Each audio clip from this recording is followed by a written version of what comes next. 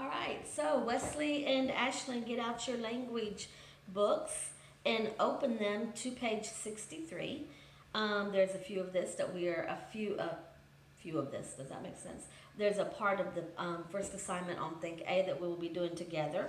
And then there's a few things on page 64. There are a few things on page 64 that we will be doing together as well. Okay, so look at Think A. We're rewriting each name correctly. Harry A. Ironside. Not a single part of that name is corrected or is capitalized. So, of course, the H in Harry, the A needs to be capitalized, and the I in Ironside. So, you would, in Ironside, so you would write all of that with capitalization. Number 2, George Washington Carver.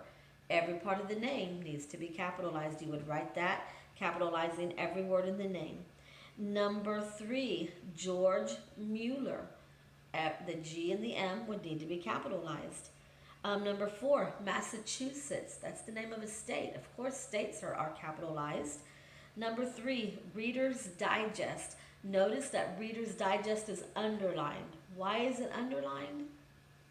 Because it's the title of a book. Remember, titles of books and magazines are always underlined. So you'll need to capitalize Readers and Digest. Then once you capitalize it, you must remember to underline it as well. Number 6, we have C.I. Schofield. C.I. are, the C and the I are initials, so we will need to capitalize capital C, period, capital I, period, and then Schofield. And then number 7, Louisa May Alcott. The L, the M, and the A would all need to be capitalized at the beginning of each one of the words in her name. You guys will continue with 8 through 14. I want you to take a second, though, and look at 8. 8 is the title of a song, America the Beautiful. Remember, titles of songs, titles of poems, anything we find in a book, we put in quotation marks, okay? They're not underlined, but they're in quotation marks because we find them in a book, okay? So be sure and put your quotation marks on America the Beautiful. And then Faith of Our Fathers. I can't remember if it's a song or a poem, but it is one or the other. So whether it's a song or a poem, it will need to be in quotation marks because it is found in a book, okay? So be sure and do that. Turn your books to page 64. On page 64 in Think A, we are going to be reviewing capitalization and punctuation, okay? So they say to circle any words that should be capitalized and place the correct end marks at the end of each sentence. So on number 1, on Saturday, I am going to a Valentine's Day party. So of course, the O needs to be capitalized on. It's the first word in the sentence. Saturday, day of the week. I is always capitalized. Valentine's Day is the name of a holiday, so it would be capitalized as well. And that sentence would end with a period because it is a declarative sentence. Number 2, were you born December 10th or September 10th? So, of course, the W in words, the first word in a sentence, December and September because they are months of the year. And then that is an interrogative sentence that's asking a question, so it will end with a question mark. Number 3, oh, how tired I am. So, O should be capitalized. It's the first word in the sentence. And the word I, because it is the word I. And that is an exclamatory sentence, so it will end with an exclamation mark. Number 4, for I am not ashamed of Christ.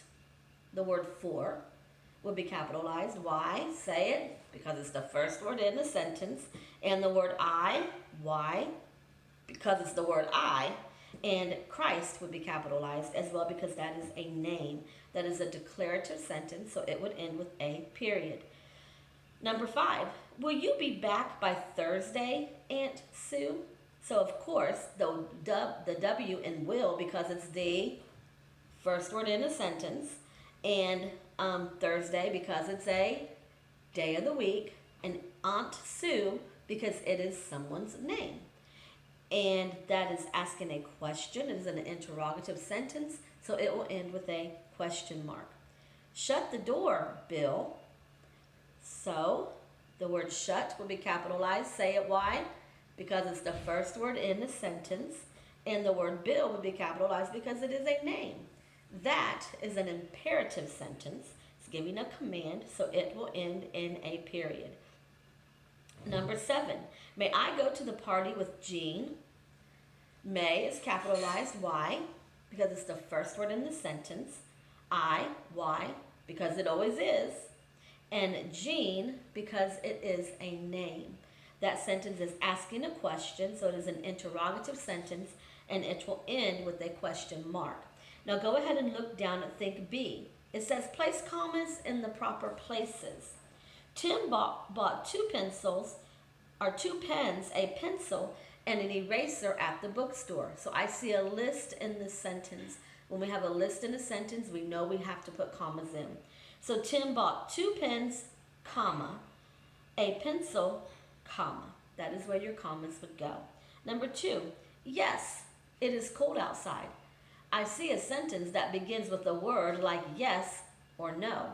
We know after when a sentence begins with the word like yes or no that we put a comma after it. So yes, comma. Number 3, Richmond, Virginia is a famous city. So I see a city and a state in a sentence.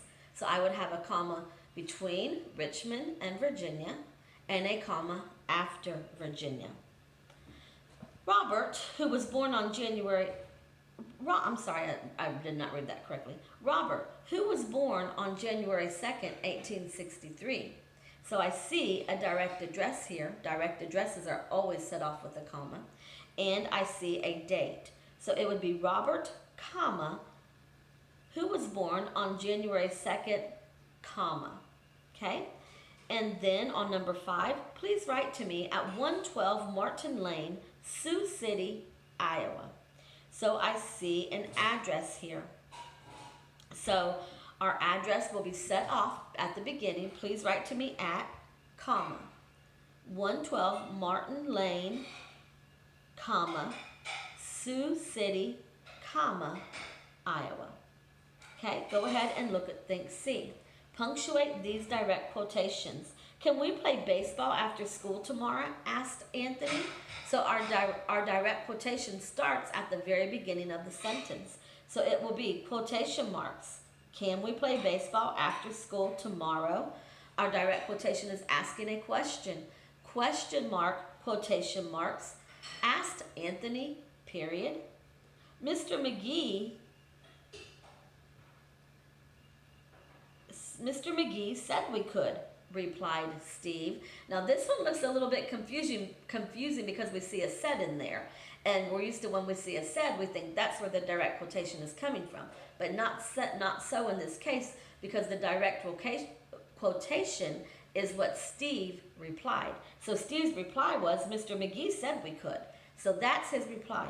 So our direct quotation begins at the beginning of the sentence. So it will look like this. Direct quotation, Mr. McGee said we could, comma, quotation marks, replied Steve. Okay? Number 3, Michael said, I'll bring a bat. So our direct quotation is at the end of the sentence. Michael said, comma, quotation marks, I'll bring a bat, period, quotation marks. Number 4, I'll bring my new ball, said Joseph. What Joseph said is at the beginning of the sentence. So our quotation marks will look like this. Quotation marks, I'll bring my new ball, comma, quotation marks, said Joseph. Anthony said, I hope it doesn't rain. So we're going to put in quotation marks. What did Anthony say? He said, I hope it doesn't rain. So Anthony said, comma, quotation marks, I hope it doesn't rain, period, quotation marks. And then number 6, let's ask Matthew to play with us, suggested Joseph. So what did Joseph suggest? Let's ask Matthew to play with us. So our quotation begins at the beginning of our sentence. Quotation mark, let's ask Matthew to play with us, comma, quotation marks, suggested Joseph. All right, so that is your language for today. Be sure and follow the directions on your assignment post. This is your language video for today. This is not all of your language for today. So follow your assignment on your post. Okay.